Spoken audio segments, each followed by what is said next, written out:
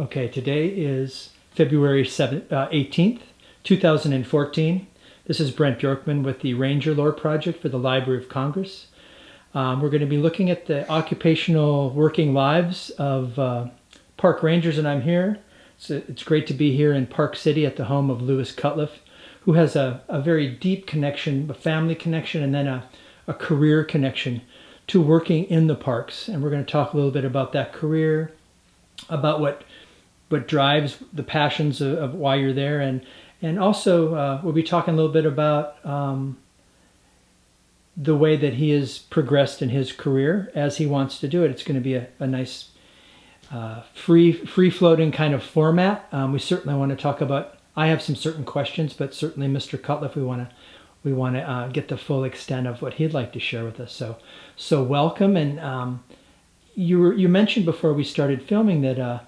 One of the intriguing things I've heard about you is you do have a very deep family connection to the park. And can you begin by talking about those early days, your family, and what that connection's all about? Well, we'd have to go back to in the 1800s, and but my personal involvement began when I was born at Mammoth Cave, over there, right about 300 yards from the visitor center. My dad was a guide there, and from that I just grew up there, and it was always my ambition to work there because it was home. I mean, I spent all my youth there just playing around. My mother worked there, and my daddy worked there, my grandfather worked there, uncles and aunts worked there, and what kinds of job? When was this? When were you born? I was born December the 3rd, 1931. Okay. Right in the middle of the Depression. And what did your dad do? And he was a guide. He started there guiding when he was 15 years old. And then going back to my grandfather, he started there when he was about 12 or 13, working for the old estate. And that line of my family, he had two sons that had guided in the cave. He had two more sons that worked there all their lives. He had nephews and nieces that worked there. My mother worked there. All of his children worked there. And I'm an offspring of all of that. My dad... what was your dad's name? His name was Lyman Cutliff, Lewis Lyman Cutliff. And his daddy died when he was 10, and he had to quit school and go to work. So he worked around different places and finally ended up working in the cave as a cave guide. He worked for his uncle as a teamster and different things he did until then. From there, he was there until 1940. And as I grew up, I started working for my grandfather. He was a photographer. I ran the photography shop there that took pictures of the parties going in the cave. We'd take them going in and then have them ready when they came out and sell them pictures. I started working for him when I was about 12, running the plates from down the entrance back up to the dark room, get them up there as quick as you could. When I was about 14, I started taking the pictures and worked for him, during summer when I was out of school. And then he died in 1950, and the National Park Concessions, they took over the photography business. And my mother and aunt continued to work there, and my uncle, and I did again in the summer. And I worked for them until I went to the Air Force, and I left in right after I got out of high school in 51. And I was gone 4 years, and then I came back, and Marty Charley, who was the chief guide, asked me would I like to work in the cave, and I said yes. So I was hired easily. It's a lot harder to get in now than it was then. But it was tradition back then that sons would follow their daddies and kinfolks in the cave. I mean, it was home to everybody, and they were handy. They knew the resource, and it was just a natural thing. And they hired local people from all around the towns, and especially those that grew up around there. They followed their daddies in the cave, and the daughters, they followed them. So it was just a big family, like a community. And it was that way until, even after the Park Service took it over, it was still kind of family-oriented type thing. Yeah, I was curious about that period, 75 years ago, 73 years ago, I guess. Well, like I said, I was related to a lot of the people in the concessions in the hotel, and we were all just a family. You didn't get the separation between the two much until later. It started up in the 60s. It began to be a kind of a difference. Even the first rangers and people that came in there, they soon amalgamated, and everybody got along pretty good. So what was your first job? I mean, I know working for your uncle, but when you actually were formally at the park following your father, did you? Well, see, I started actually with the federal government in 1956. When I came back from the Air Force in 1955 in September, and I enrolled in Western that semester. The next summer, this is when Marty Charley, who was the chief guide at the time, hired me to work that summer in '56. I worked summers for 8 years, and finally I got on in, I think it was 61 or 2. Usually the openings, there weren't many openings for cave guides, tour leaders. They changed their name to. And you had to wait till somebody died or something, before you got a job. But that opening came up, and I applied and got it. And it was guiding. Mm-hmm. Started as a CPC2, which is the lowest grade you could start at.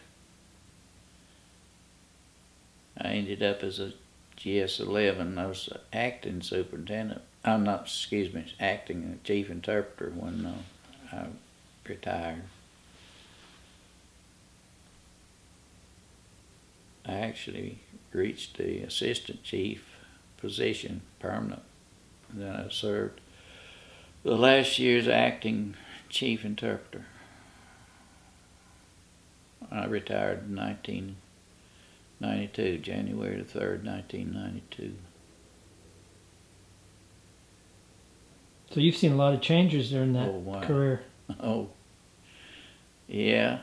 I went from living over there in the picnic area, and Daddy knew that we're going to have to move out because he had already started acquiring property and making it into a park.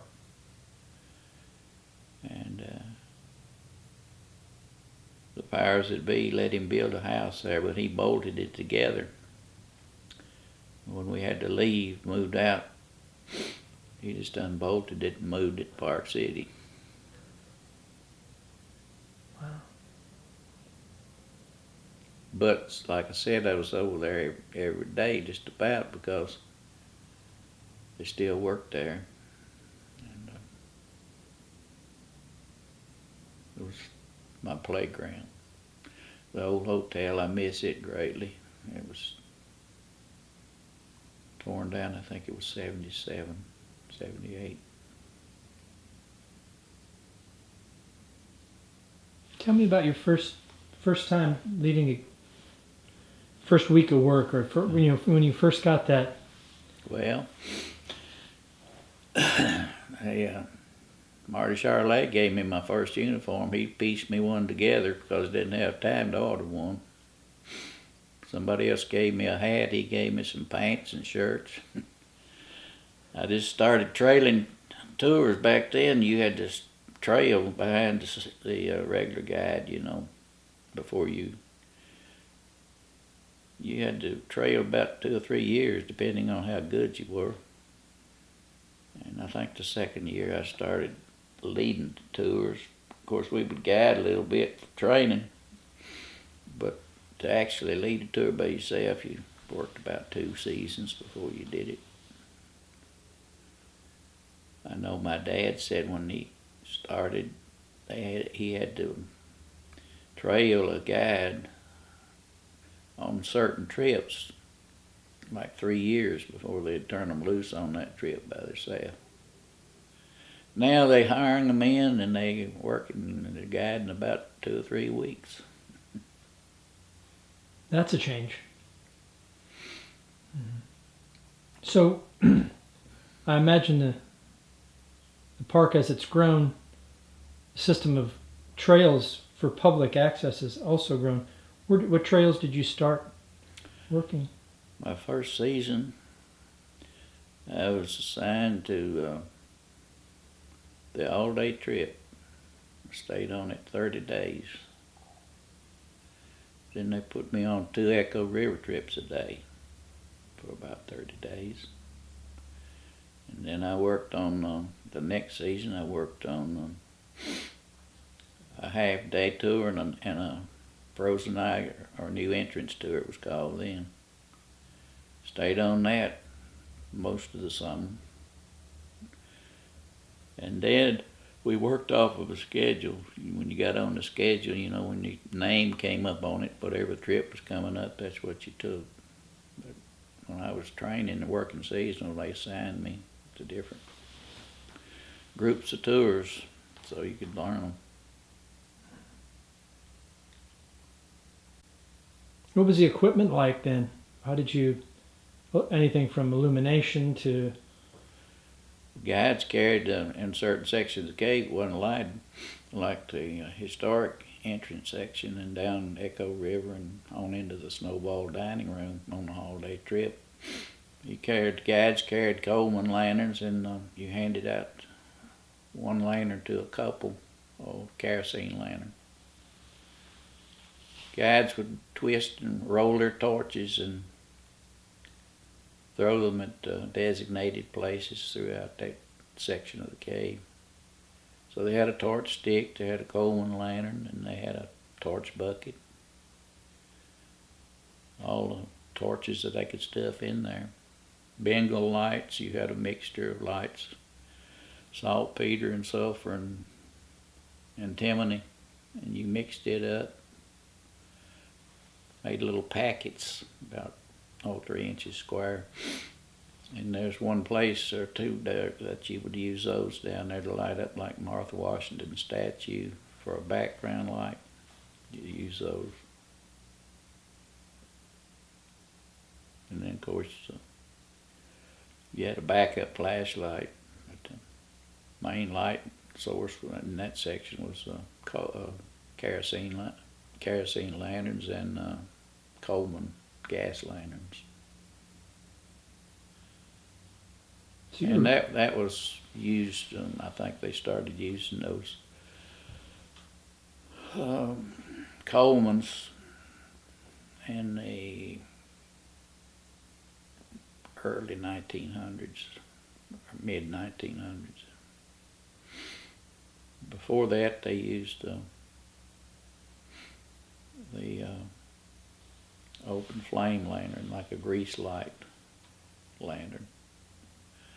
I think the last ones of those they used was about 1936. So your dad obviously used that. Used those, and of course, like I said, the guys by then were carrying the Coleman lanterns.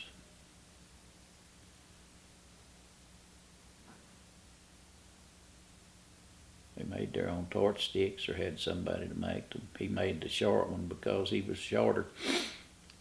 Before that, they had big long sticks like, you've seen hiking sticks. Some of them were almost that long. But he started making the short stick, and then they all started using them because you had more maneuverability of it and more accuracy with it.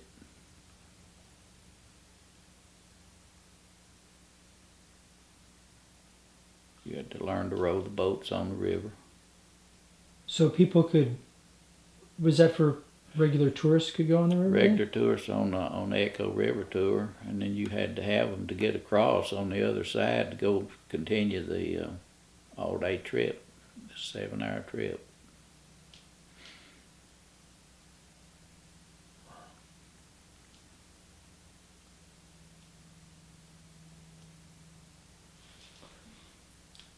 So do you have any, you've seen there's a lot of these changes. Do you have any stories about, you've done a lot of guiding. I mean, during the guiding period, and we can talk more about other things you've done in your career, but do you have any stories about either interesting situations that you personally were in, or maybe people that you had hired and you were their supervisor that came back and shared, and how did that work? Both some of the stories and maybe later we can talk a little bit about the camaraderie and the guide lounge or guide shacks and things like that. That's really interesting to me. So what are you asking? What do you want to know? I'd like to hear some stories that you might have. Stories. I was always pretty serious. I didn't, I was just. I like to cave, and I like the story, and I like to tell the story, and I like to see the reaction of the people, hold their attention. Some funny things would happen on some of them. I had one tour one day, and I was about a mile in. Of course, you can't take animals in there with you. I was standing there waiting for the group to catch up, and I saw this little paw come out of a blanket. It was a little monkey. And I said, "Lady, you can't have that monkey in here." She said, "Shh." She said, "He don't know he's a monkey." So I had to let him go on. And I think that happened to one or two other guides, and I don't know, you'd find you had to keep people bunched, you had to keep people from straying off and that type of thing, and then you had to react if one person got sick. I had a man on the all-day trip one time that had 3 epileptic seizures before he got out. You had those kind of things. They had to hyperventilate, and they would take trips that overextended their capabilities. I've had them to get down on the steps up there, and you'd have to get them up or get around them or do something. Those type things. A lot of guides you talk to, they tell you funny stories and whatever, things that happen. Sometimes I thought maybe they were embellished. But a lot of camaraderie, you talked about that in guide lounge, and jokes and carrying on and that kind of thing. That's a big thing with the working culture. You find in any working culture there's, I don't know if you want to call it a hazing or it's a ritual or a tradition that happens with the new people. And were there any in your experience? I mean, that you feel like that you can share? Any little things that played jokes, specialized jokes that have carried on over time, or? Not to the point, not to like you're talking about a fraternity hazing where they might have something organized or whatever. Most of these things just were spontaneous, And I heard one story about a group coming out and a group coming in and meeting at the cave entrance, and people that were guides and or trail or people that were trailing would tell the people in the oncoming group that, hey, it's your guide's birthday today, or your guide's wife just had a baby, or funny things like that. Some of those, I think most of that kind of thing started like on in the 60s. You was dealing with a different generation of people then. Those older guys, they took their jobs pretty serious, They knew what they had because they best job they ever had. And there's a lot of the guys that encouraged you to guide because they didn't want to guide, and they'd do everything they could to get you to guide for them, And they'd pull jokes on each other. If you found out somebody was afraid of something, you kind of... I caught a little old ringneck snake one time, and they're not that big. There's one guy that was deathly afraid of him. Man, he ran all over that place. But just a little personal thing, How did you learn in your mind when you're thinking when you were a kid and you went into guiding? How was your dad, how was your father or your grandfather, your uncle? How were they mentors to you? I mean, certainly informally, you're watching them, but well, were they proud of you, and did they want to give advice? Well, no, not really. You just accepted, and you did your job. But of course, my dad was already gone when I started. See, and but I had uncles. I was two of them were on the guide force when I started, and one had died before I got back from the Air Force. But he guided there too. And then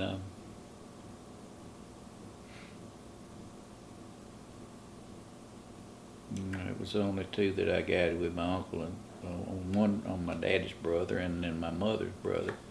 Then my other uncle was a bus driver, was in charge of the transportation, and then my other uncle was in charge of the photo shop there for a while until he moved to Bowling Green. So I worked with all of them, and I worked with aunts, cousins. Like I said, it was a family. Later on, of course, OPM had hiring procedures. OPN means? Office Personnel Management. Then you started having to apply and take tests and all that, and then got on a register, and that's the way you got hired in.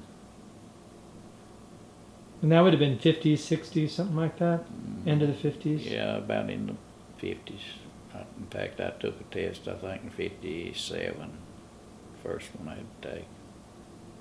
Was that a federalized thing, and probably all the parks were that way? Mm-hmm. And back then, they like to hire local people because people come to an area, and I'm like that myself. I like to see local culture. And in recent years, I think that's been downplayed a lot. And I think they have lost a lot by doing that. Would you like to see that come back, where we include a lot of the local culture? And yeah. I mean, you can't be a homogeneous nation. We're all different. We grew up different. We think different. Or we did. I don't think we're so much that way anymore. But, yeah, I think certain regions, just like I used to go up northeast, and I've been to Vermont, I've been to Maine. Well, I've been not every state except Hawaii. And I like to see the local culture. experience it. So that is a change. You started talking about how your own example with all your kinfolk and coming together to do this, and then it changing where locals being hired less, or the process being changed. The process has changed, yeah. They still hire locals, but I don't know of many like sons and daughters, although it does happen, and it has happened some in this later culture. But I'm talking about blood ties that with the place, you know. It's just a feeling of home. You can go somewhere and you can become a part of that, but you don't have those ties.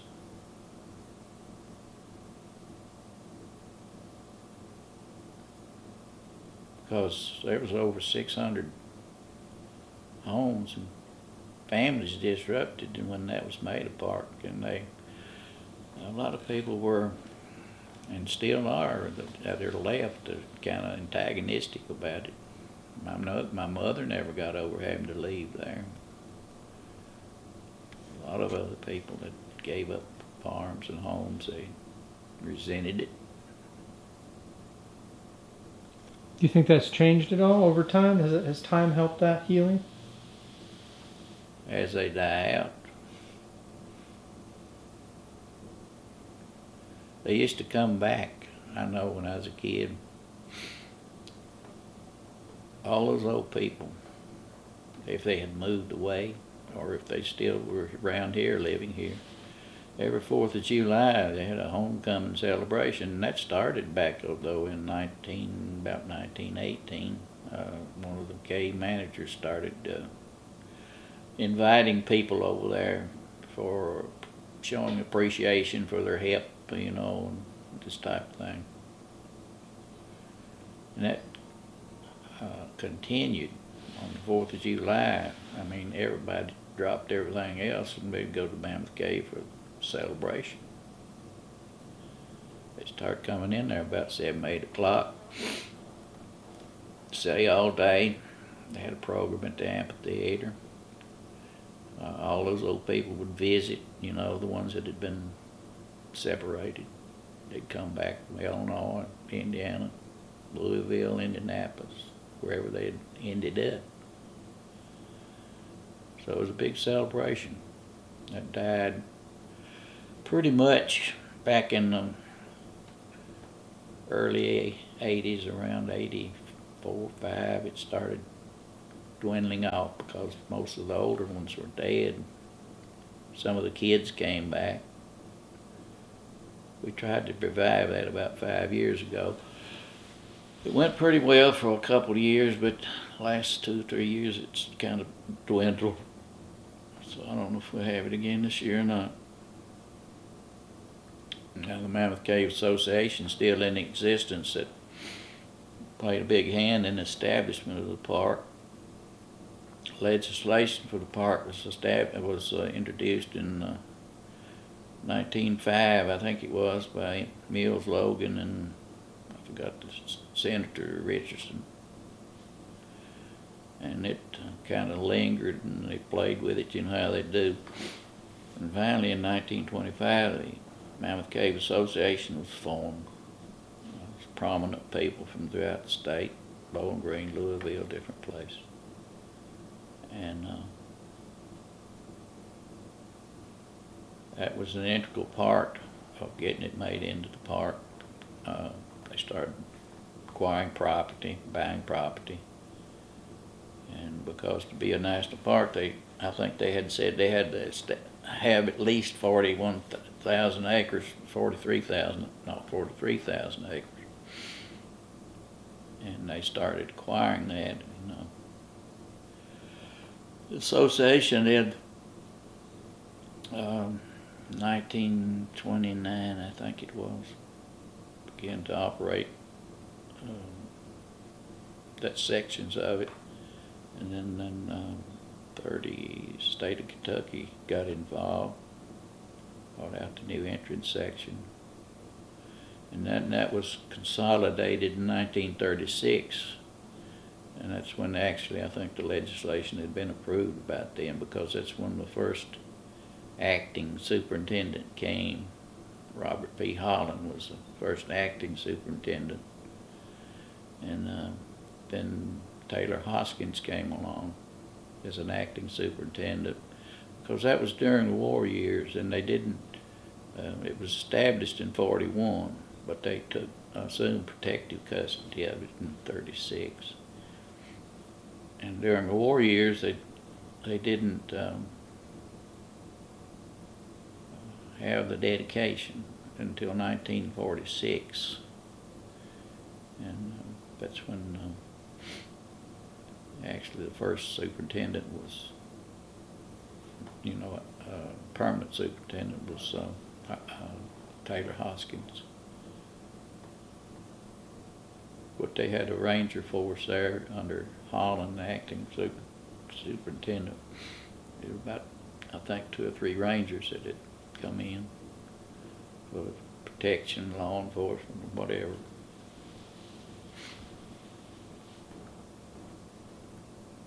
They didn't get along too well with the early those people that were still resisting moving, Was it a just a general dislike, or was there periods of violence? Of course, with law enforcement, you had to enforce certain things, and I guess they retaliated, and it caused problems. But all that smoothed out, began to operate then as the way it should. Was there a thing like poaching and just maybe hunting? Different things. Yeah. Ginseng, digging, whatever.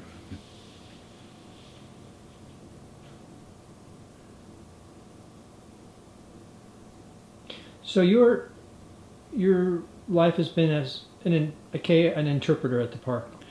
Yeah. But you also mentioned when I was... So you have different divisions, and back then when it started, you had the protection division, and that was a ranger and a chief ranger and 2 district rangers, and then they had about 5 seasonals. Had 2 or 3 that worked as fire control aides, because they had fire towers in the park at that time.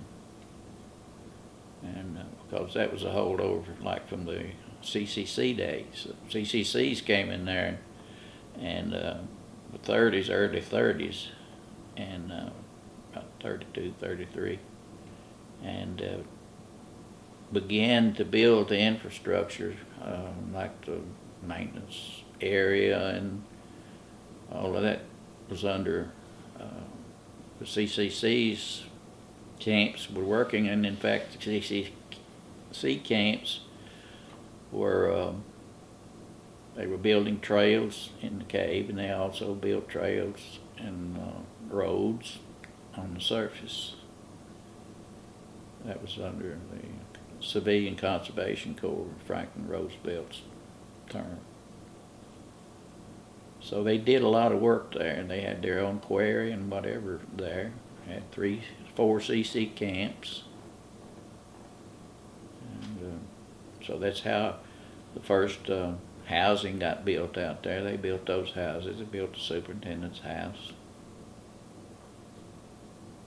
And that then, like I said, you had the protection division. Then you had the interpretive division, which was covered the cave surface, all of the trails. And then you had the administrative section, and then you had the maintenance division. Resource management protection was lumped together, and administrative, it covered the administration of the park, and ticket sales, anything to do with revenue. Now later, ticket sales was put under our division, for a while I was there. And then it went back under administration. And,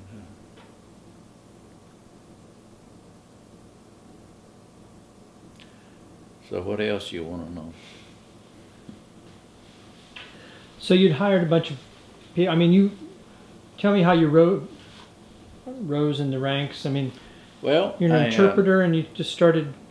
Yeah, I worked at that. I became the assistant chief to the chief guide in '71. And then he retired, I think it was in '73, and I was made chief guide. And that's when I hired the lady that I told you about, Rachel Wilson, as my assistant. She retired, and Joe McGowan got that position. I was moved up to the assistant chief interpreter. And then the chief interpreter, he got sick that last year. He got brain cancer. And I was acting chief then until I retired. That was about a year. So it just progressed. Mm-hmm. I did have to take tests, though, for those higher positions. You had to apply and compete.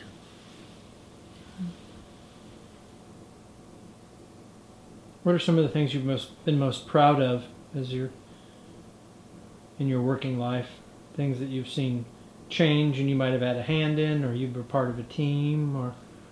Well, it's hard to put a finger on, but a lot of cave tours had been more or less taken off. Somebody decided that they didn't want them or weren't beneficial or whatever. My goal was to get all those back. Got them all back, but the all-day tour, and I was working on that. Then we had the superintendent come in. We had got the bridges rebuilt back to Echo River and beyond. And we ran Echo River trips there a couple of years after we built that bridge back, maybe 3 years. And so he decided that it was detrimental to the cave life in the Echo River. Had the bridges torn out, so I never got to bring the all-day trip back. I was proud to, to bring back something and make something out of it. Like the lantern tour, we brought that back. And started showing Gothic Avenue again.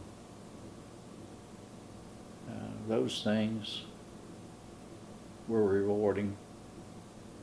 And to see it grow, see the programs grow that we had. We started the environmental education program. Improved Sunset Point Trail and those type things, just anything that you could see progress that would. But I think I found most rewarding was working with the people. You meet so many different people from so many different places, and I guided. I took Ronald Reagan in the cave when he was president. I took Johnny Cash and his son in there. Took some of Jackie Gleason's dancers and singers on the Echo River trip one day. Just people in an ordinary setting, It's people from foreign countries. I like to talk to them, especially the Russians.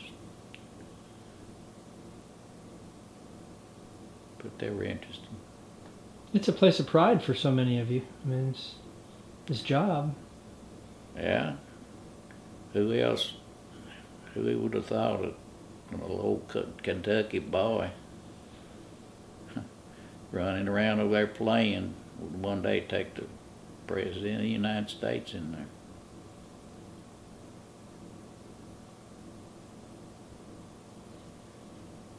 Do you have So you never know when who's gonna be there. There's been prominent people there before, Ole Bull, the Norwegian violinist, and Jenny Lind, and the Grand Duke of Russia, and Edwin Booth. John Wilkes Booth's brother was there. William Jennings Bryan was there. A lot of different people that you read about in history, So it's a wonderful job. It's a wonderful opportunity. The sad part is it's so hard to get in, So many people want to do it. And it's strange about Mammoth Cave. Once they get here, they don't seem to want to leave. They like it, I think it's part of it's maybe the camaraderie, maybe it's the region itself. I've seen ex-chiefs and ex-superintendents settle in this area, what holds them here. Of course, so many of them that move around regularly, they don't have any roots because they're far removed from where they started.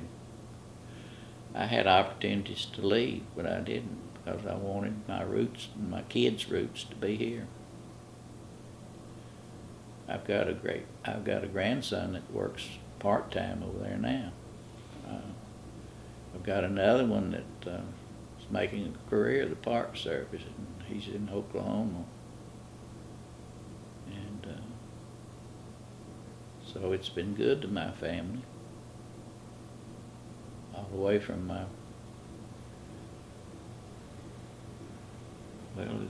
all of my family. It's been good to them.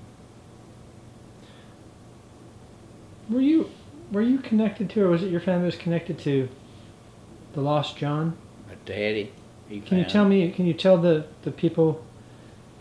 Lost John was a Native American mummified, or? Yeah, petrified, mummified, or whatever. That's when the Camp Number 1 CCC camp was building the trails on out through Main Cave, from the entrance on out through Violet City entrance. And Artie Charlet had my daddy and Grover Campbell down in the cave overseeing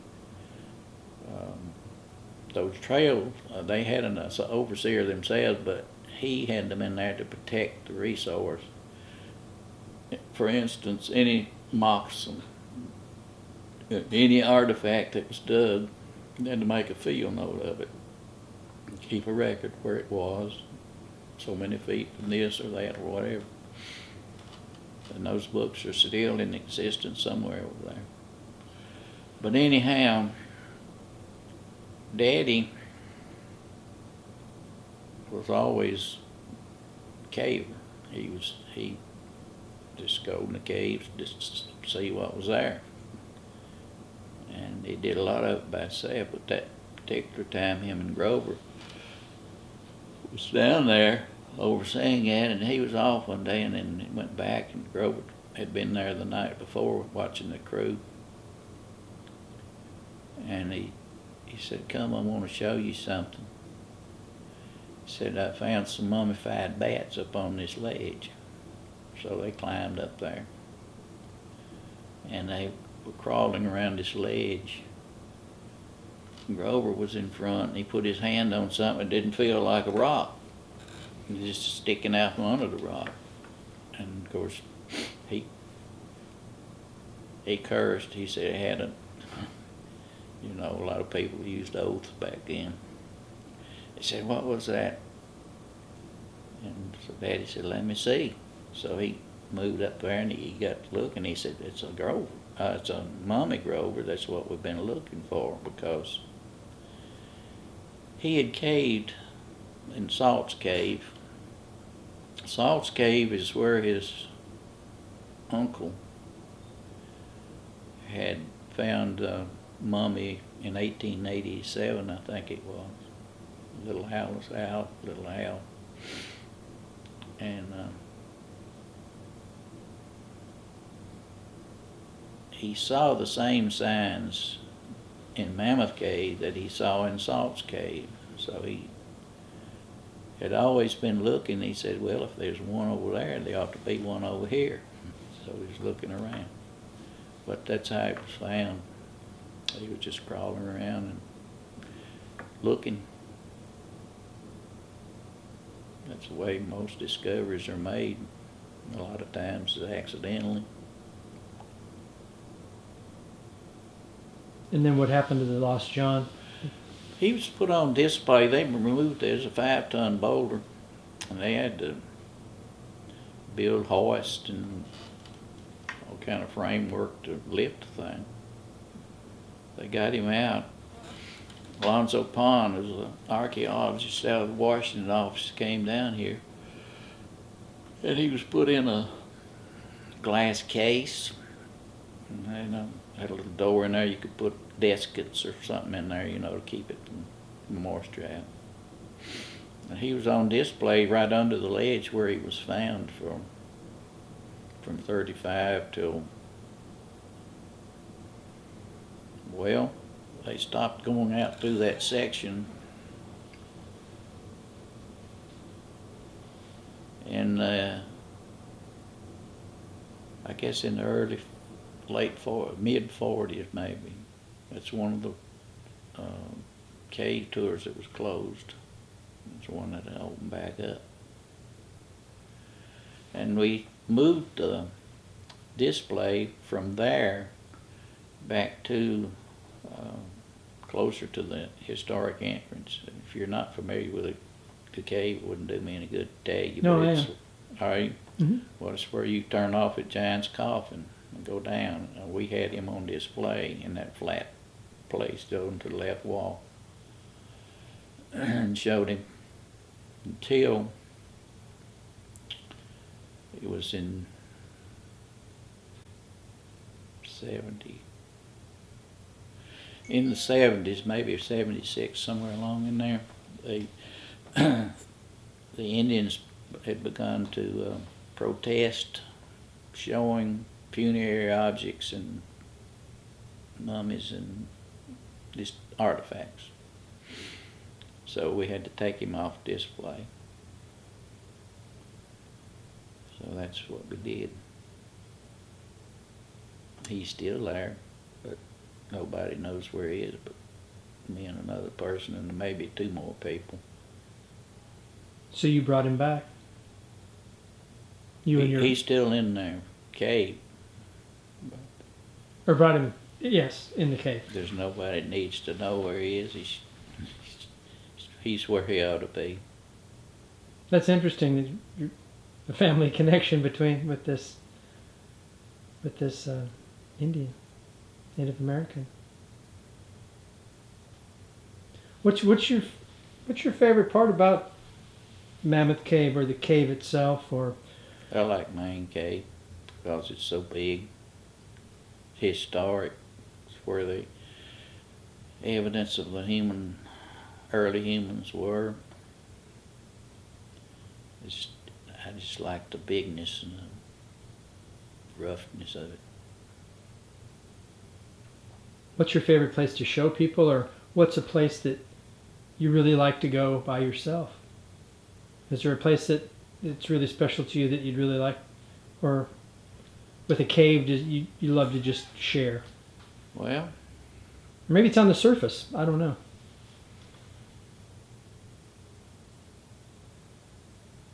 Well, I like it all, but the surface is beautiful, and I like to look at the overlooks and look at the Green River Valley. And I used to like the area down where the first old ferry was, there at River Styx, where the water comes out of the cave into the river. It's just a peaceful place down there, it seems like. And in the cave, In the cave, like I said, I like those big rooms in the historic section. Now going by yourself out through there, sometimes it gets a little eerie. You feel like something's behind you or watching you, you know. It's so dark, quiet, and big, you know. It's not often you go in there by yourself. You've probably been in there quite a bit. Oh, I've been in there, yeah.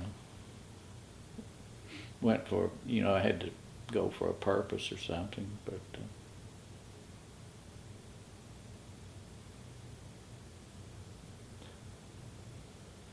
What would you say to somebody who wanted to, you mentioned the fact that it's hard to get into this job, but what advice would you give somebody starting in this field or thought they had a desire to do this interpretive park work as a job?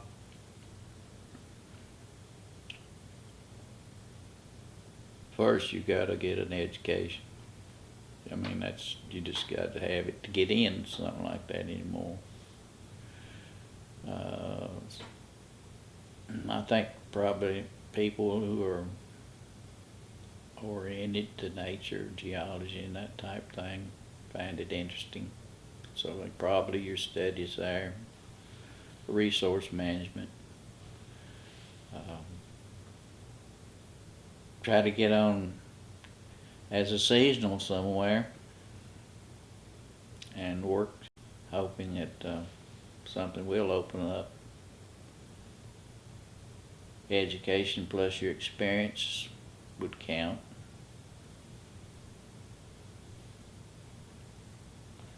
But I couldn't guarantee anybody anything now because I don't know what they're doing. It's changed so much. And even it's changed since I left. So I've been gone now 22 years. I can't believe that. Mm-hmm. I mean, it seems like yesterday. But when you're happy doing something, it passes.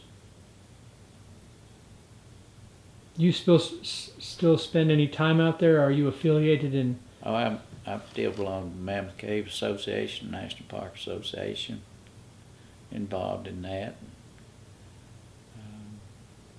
I would go out there sometime to just see people. Like I said, my grandson worked there and still works there on an intermittent basis. And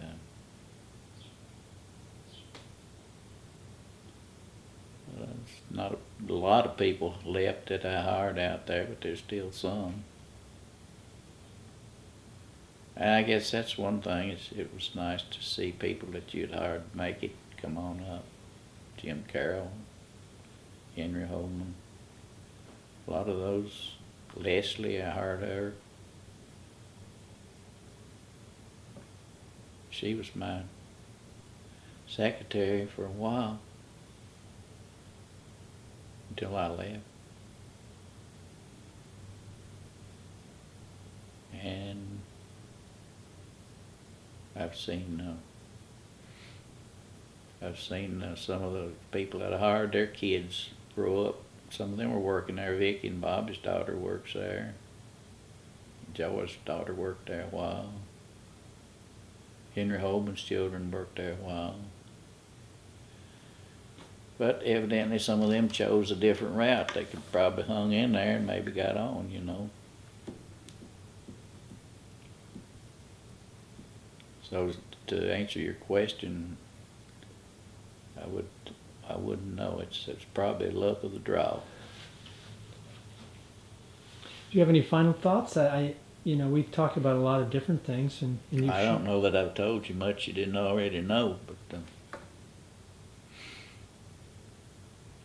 you could talk all day about it, you know, different things, as you brought up different things.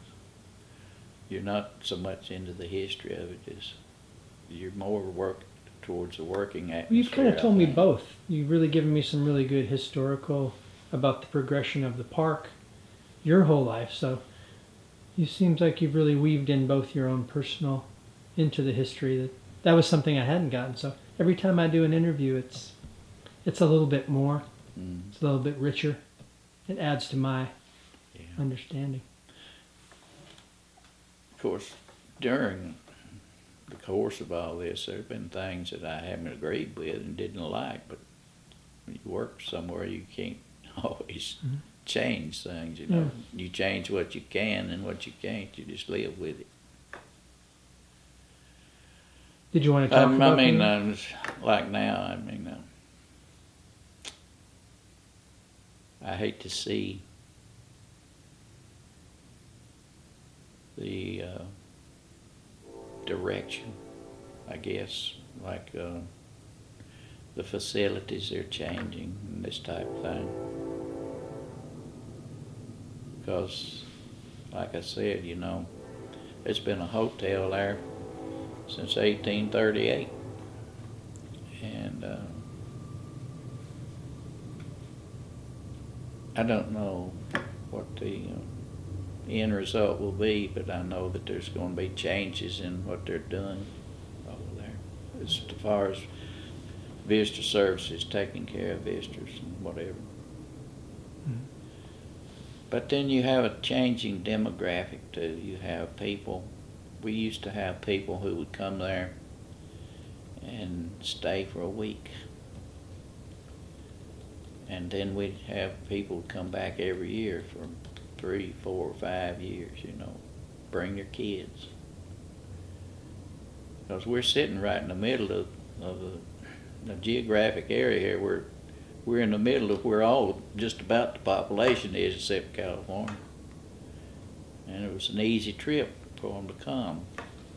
And a lot of them, it was from the 40s and 50s, and it was a resort type atmosphere. They had tables out on the lawn, they had croquet, they had tennis courts, they had shuffleboards, and it was just things for people to do. And then you had the cave trips, and you had the surface trips, and you had Miss Green River, the boat ride, you know, on Surface River. All those things, it was just a viable place. It's where people wanted to come and did come. I used to know an old man in Bowling Green would come up here and spend his whole vacation, about a week, just get him a room at the hotel just to stay, you know. An interesting story. You know, that was owned by ours. Dr. Cron bought it in 1838 from Gordon. And then he died in 43, I think it was, no, 1849. He devised in his will that it would go to his nieces and nephews in perpetuity until the last one died. Of course, during that time, it was operated by lessees and different people that they would hire. But mostly it was lessees and some of the trustees sometimes. But then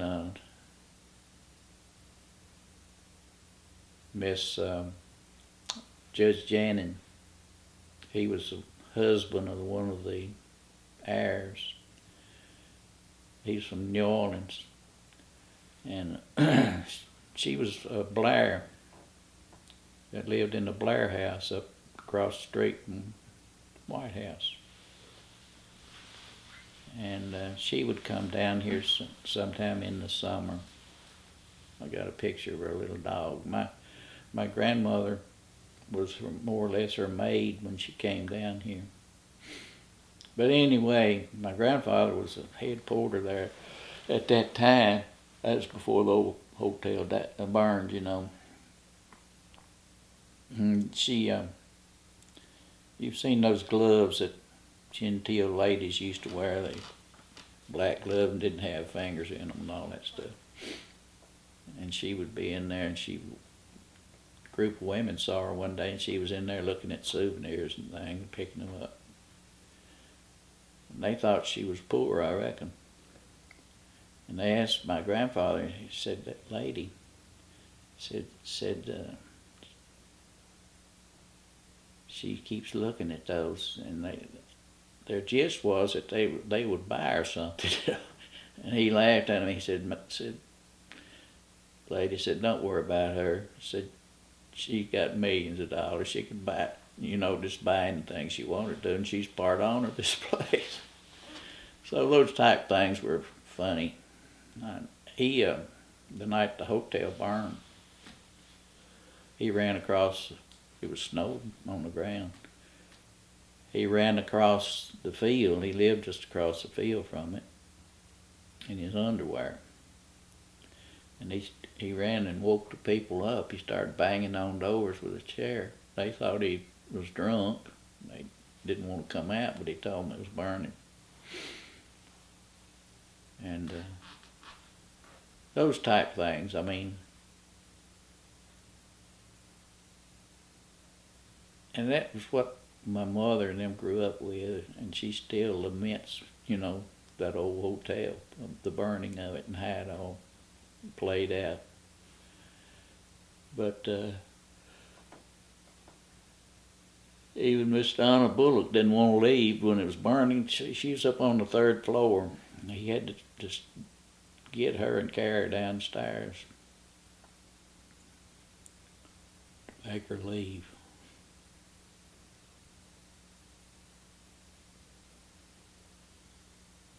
It was quite a structure.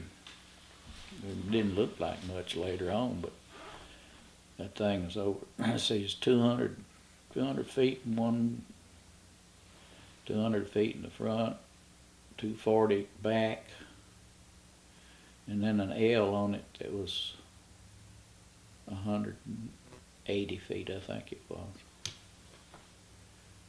Quite a structure in the backwoods of Kentucky at that time. Well, it was such a destination. Well, see, this was the second oldest it's been called that. I'm sure somebody disproved it, tried to, but it's always known as the second oldest tourist attraction in the country. And the fame began with when they extracted the peter dirt out of the cave to make saltpeter. So naturally, people, that was in 1816 when the thing had helped to preserve the nation. There's more saltpeter come out of there than did in any other caves. And that fame of that was what started, I guess, causing people to want to come see it. And then from that, archaeologically, geologically, all those things. I mean, that's a huge cave, the biggest in the country, And they found the first blind fish in Mammoth Cave in 1838. All those firsts, that's what drew people. And Floyd Collins? Yeah, that created quite a stir for the region. And again, that's the community. They lived over on the Flint Ridge and about 1.5 miles from my daddy and them. He grew up with them. He knew Floyd. He went down and talked to Floyd when he was trapped. And that thing's still making news. It comes up. You can't let the man die. But they finally did take him out of the cave and bury him up there in the cemetery, Mammoth Cave Cemetery. But that was quite the... Well, if you'd had 24-hour news back then like they do now, I guess it had burnt the wires up.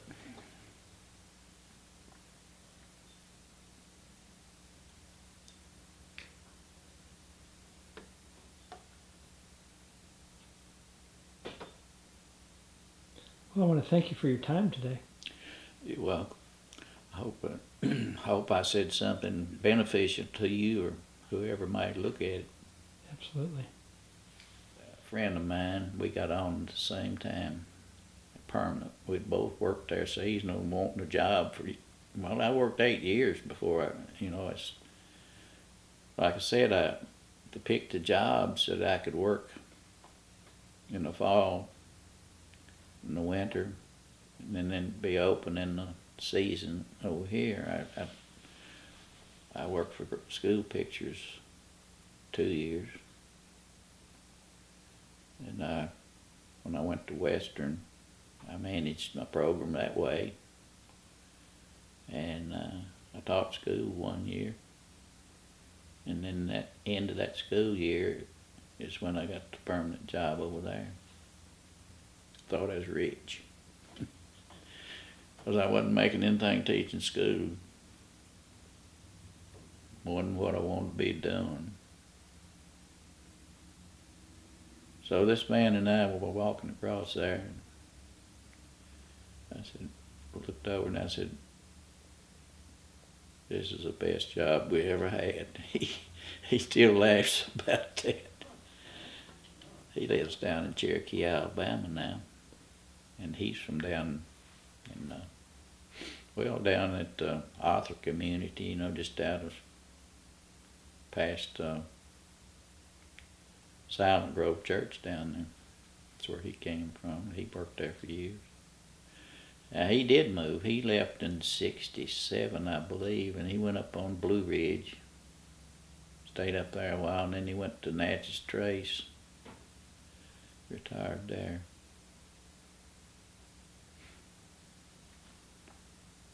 A lot of good friends, I'm sure, you've made. Oh, yeah. And I can, I'm sure that's still, in fact, I know it's still true in the group that's there now. And since I've left, they established their groups and their camaraderie. And in fact, I still see some of them, and they include me in their group, just like one of them still. A lot of them, like I said, are hard.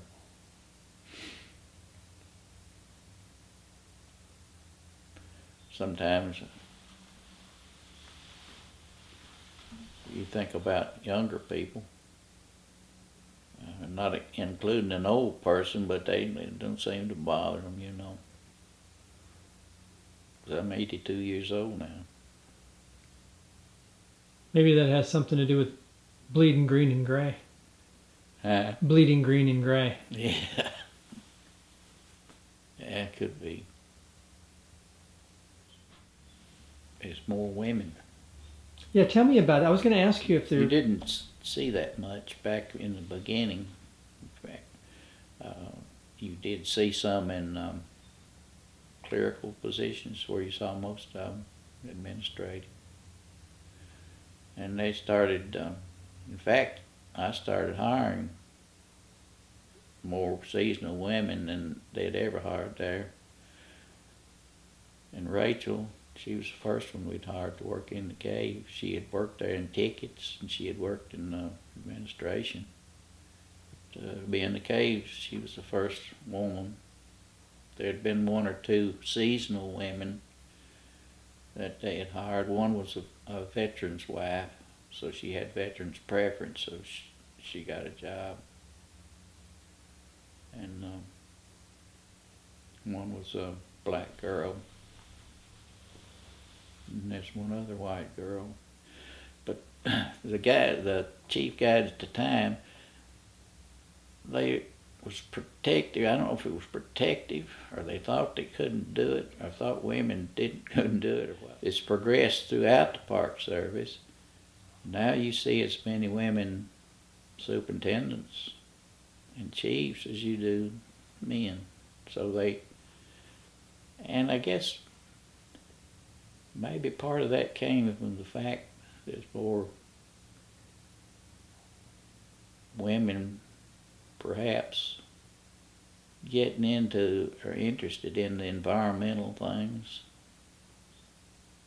I don't know. It just progressed, you know. And I'm sure it's that way now in every agency. But, you know, after a while it was a dearth of women in the field.